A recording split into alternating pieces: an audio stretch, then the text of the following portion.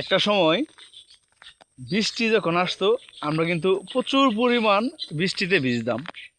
আর এখন দেখেন কি একটা অবস্থা, বৃষ্টির পানি শরীরে পড়ার আগেই জ্বর চলে আসে।